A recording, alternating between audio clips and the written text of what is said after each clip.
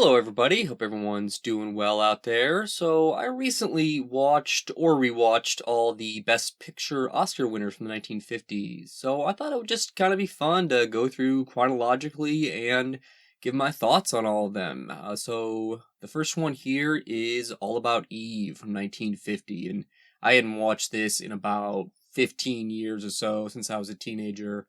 It's based on a short story that was originally in the Cosmopolitan magazine, and in my opinion, this is easily in the better half of the 1950s Best Picture winners. Joseph L. Mankiewicz directed and wrote, and he also directed Julius Caesar, Cleopatra, and Sleuth. So lots of good movies, but this was probably his best, at least out of the ones I've seen. And All About Eve is just very, very good all around in terms of acting, writing, direction. There's really no weak spots in this movie, and but the dialogue is almost certainly the standout aspect here. It's just very witty and clever, and there's just so many good one-liners, great insults and zingers, and it definitely deserves the best screenplay Oscar that it won. Very well cast. Everyone gives great performances. Obvious standouts here are Betty Davis and Ann Baxter, and maybe even Baxter especially because she had to give a very complex, subtle performance. And have to mention George Sanders, who plays Addison DeWitt, and he's just so good at being this smarmy, just jerky character, and he definitely deserved his Oscar as well. And this is one of the best classic Hollywood films, especially in terms of the writing. For this era, it's easily one of the best screenplays in classic Hollywood cinema. It combines comedy and drama perfectly, and it's just a timeless film that has aged very well. This might even be the best out of all the movies I talk about in this video. It's pretty hard to pick one that's the best. There's a lot of good movies here, but we'll get more into that later in the video. Also, I would say this might be the most accessible one to modern audiences. But again, we'll get a little more into that with the other examples. This also got a three-way tie all time for most nominations of 14, and this was the first one to hit 14, although I believe, in the early years there weren't as many options, weren't as many categories, so it would have been very difficult to win that many, or to be nominated for that many. And it did win 5 Oscars total. And this is the only movie in history to receive 4 female acting nominations, although none of them won. And that's possibly a record that's going to stand for a very long time, as that doesn't really, you don't really see movies get 2 lead nominations. It does happen every once in a while, but generally they try to, make one supporting and the other lead so they don't cancel each other out. And that's kind of what happened here. Ann Baxter and Betty Davis both got nominated for lead actor. So a lot of people think that that neither of them won because they kind of canceled each other out. Also, the films it beat for Best Picture include Sunset Boulevard, which is another just absolute essential classic Hollywood cinema film you need to see. And they're very close in quality. Difficult to pick which one I like more, but I have no problem with All About Eve winning over Sunset Boulevard. Moving on to the next year, we have American in Paris from 1951, which was inspired by a 1928 George Gershwin orchestral piece. And this is just one of my favorite my favorite musicals ever. Just a joy to watch, and this is coming from someone who isn't a huge musical fan necessarily. And is close, but I may like this even slightly more than Singing in the Rain, which of course came out just, I think, the next year, off the top of my head. It also, of course, has Gene Kelly. And man, Gene Kelly is just mind-blowingly good in this. He's just so charismatic, and the dance moves he pulls off are just, like I said, mind-blowing at certain parts. And, the plot is Nothing particularly special, but it really doesn't matter as, the musical numbers and dancing are all excellent, and that's what, you come to a movie like this for. It's beautiful film to look at in general, these vibrant colors, and I love that they kind of went a bit experimental with the extended ballet sequence at the end that has no dialogue or vocals for quite a long time, and of course that kind of, you see later, Gene Kelly made film Invitation to the Dance, which had no dialogue whatsoever, but that wasn't nearly as successful. But I like that they at least tried there. And again, this is definitely in the top half of the '50s Best Picture winners. It's way, way better than the other musical in this list, which I will get to in 1958.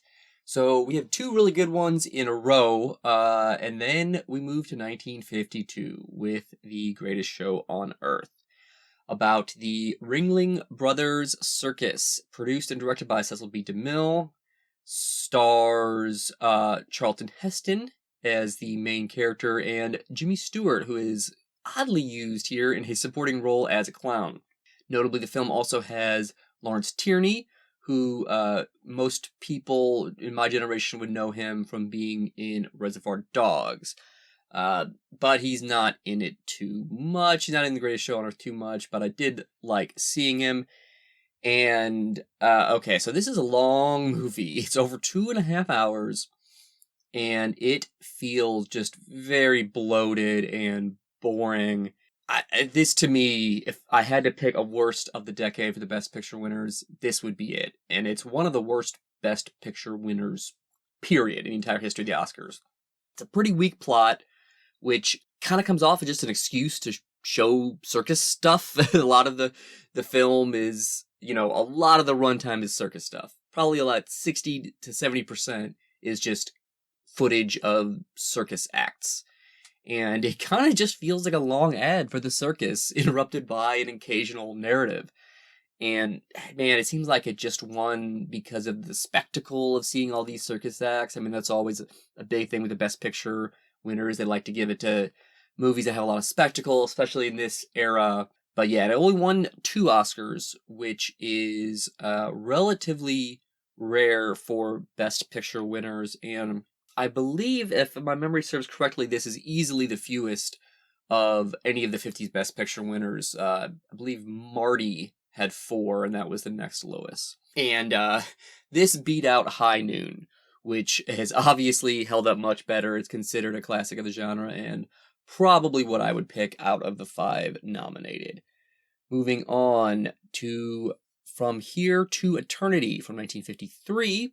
It's based on a 1951 novel by James Jones, although sanitized in multiple ways, largely for sexual content and stuff like that. All around, I'd say this is a well-made, solid film with no major flaws, but it just doesn't have that something special to make it compare to movies like All About Eve. Story's good, but not great. And it's really the performances that elevate this film. 5 acting nominations and 2 wins, and it even has the rare honor of, like All About Eve had 2 Best Actress noms, this had 2 Best Actor nominations, which hasn't happened since 1984, and again, neither of them won. So maybe that's another example of them canceling each other out. It is a tiny bit slow at parts, but it takes a while for the plot to get going. So I don't have a ton to say about this film. I mean, I don't, like I said, it's just all around pretty solid, but nothing super exceptional about it. And I would say this is in the worst half of the 1950s Best Picture winners, but the best of the bottom 5, which, it's clearly way better than The Greatest Show on Earth or Gigi, which I'll get into later. And I would say I even like this slightly more than Ben-Hur.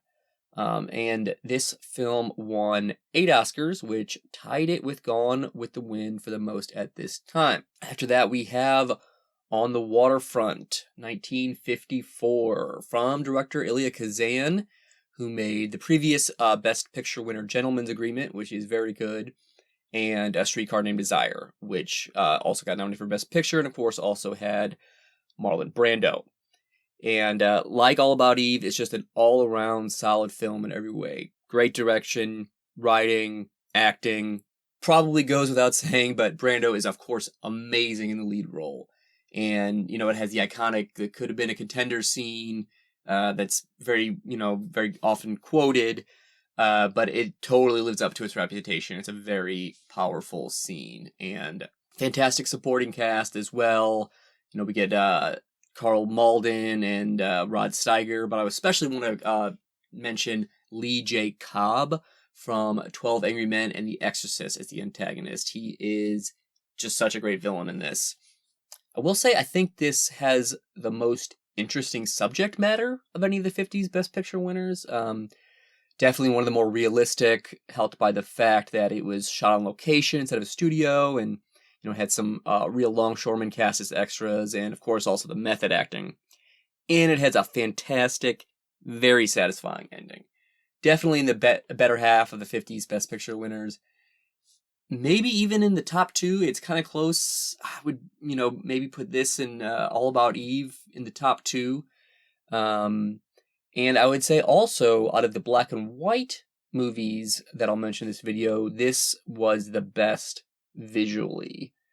It also won 8 Oscars, including actor, supporting actress, and director, which tied it with Gone with the Wind and From Here to Eternity. Okay, then moving on, we have Marty from 1955, written by Patty Chayefsky, the 3-time Oscar winner. He won for this, The Hospital, and Network. And it features Ernest Borgnine as a title character, a butcher who lives in the Bronx. And he seems to be the biggest name in the cast, or at least that I'm aware of, to modern audiences. And he gives a great performance in this. Makes you feel so bad for him, even after just the first few scenes. And he definitely deserves his Best Actor win for this. And, his mom wants him to get married, but he can't find a girl and always gets his heart broken. And man, you just feel so bad for him in these scenes. And he eventually does develop a relationship with actress Betsy Blair as Clara, and they have such a cute relationship. It was directed by Delbert Mann, and this was his debut film. And he became the first director to win the Best Director Oscar with his debut, and that didn't happen again until Robert Redford won for Ordinary People. This is a very lean film. It's only 90 minutes long, which is makes it the shortest Best Picture winner, and it especially stands out in this era with 3-hour plus Best Picture winners like Ben-Hur and Around the World in 80 Days.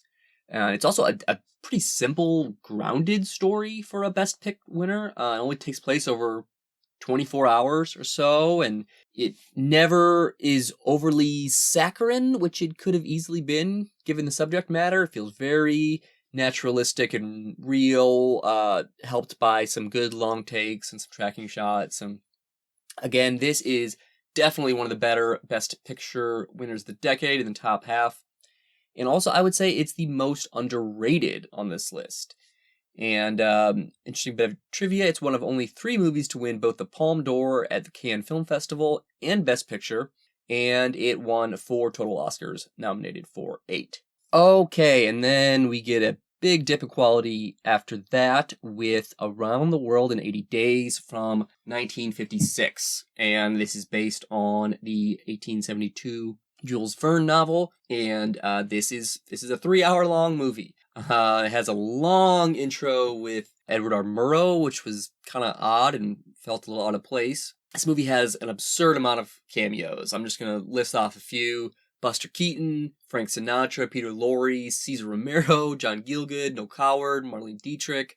But yeah, this is not one of the better Best Picture winners. Given its scope, I can see why it won.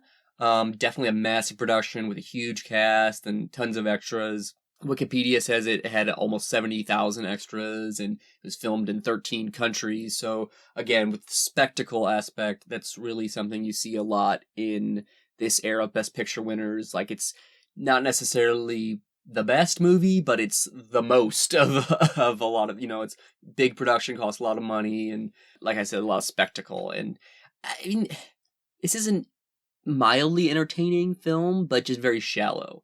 It's very silly and lighthearted, and similar to Greatest Show on Earth, it just does not have enough plot to justify the 3-hour runtime. And I didn't really have any strong feelings one way or the other about this film. And one thing I'll just quickly mention is that they really love their wide angle lens shots in this film. Every time they're traveling, they cut to a wide angle lens shot, and it kind of looks cool, I guess, but they really, really overdid it. And so, yeah, I mean, this is clearly in the worst half of the 50s Best Picture winners. And a lot of people say this is one of the worst Best Picture winners overall, which is probably correct, but I like this better than Greatest Show on Earth, so it's not the worst. So we got a huge jump in quality then for next year's The Bridge on the River Kwai, which came out in 1957, and